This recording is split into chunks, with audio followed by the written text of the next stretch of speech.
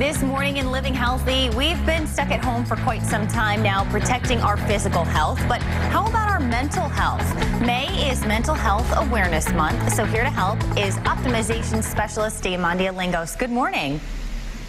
Good morning. How are you? I'm good. I'm doing well, and I think you have some great advice for those who maybe aren't feeling so great. So maybe if we could just jump right in and talk about some of the things that will help when we feel that, you know, there are a lot of these things that are out of our control, beyond our control during this time.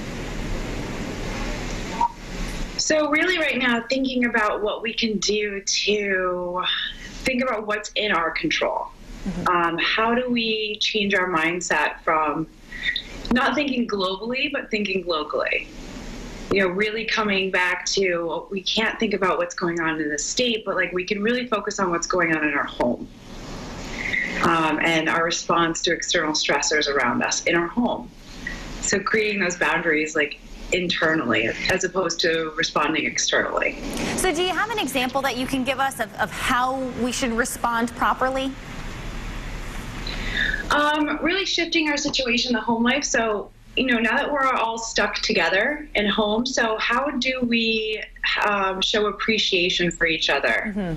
And how do we become more aware and cultivate like our exchange between our family unit? Because we're so used to not seeing each other, and we're so used to having external lives and being at work for 8 to 10 hours a day, and now we're stuck at home for 8 to 10 hours a day. And you really learn to appreciate the person or the people that you don't get, you know, the joy to see all the time. I think that's a great point. Something else that we're trying to come to terms with is that of uncertainty. There's a lot of this unknown. How do you build up the tolerance for uncertainty? Well, you can't predict what's going to be happening in the future. You really need to focus on what you can control right now. And really coming into practicing some rituals of, you know, gratitude and mindful movement and meditation and focusing on, you know, what can I do in this minute? You know, I can breathe in this minute. You know, what can I do in the next hour? You know, I can send a text message of appreciation to a friend. And what can I do today? You know, I can exercise today.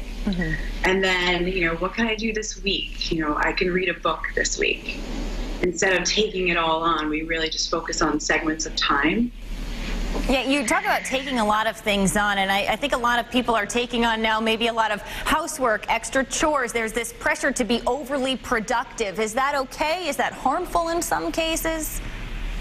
In some cases, it's great. I mean, I think it you know, it gets a lot of steam going and it gets you motivated, but you can get yourself into a rut with it. You know, you can start, you know, putting yourself down because you're not doing enough. And you know, you're not doing it as many things as you've written down on your to-do list, and finding that balance and appreciation for your downtime, as well as, you know, being very productive, you know, staying very active but also being very present. And you know, how can we find harmony between the two things of, you know, overly productive, also like you don't want to be overindulgent as well. You know, you have to keep yourself in creating that same routine that you would if you had to go to work out of your home. I think you hit on some great points today of just kind of being aware and then turning things into the positive. Thank you so much for taking the time and joining us. Thank you for having me. All right, if you'd like to review any of this important advice, you know where to go, roadshow.com.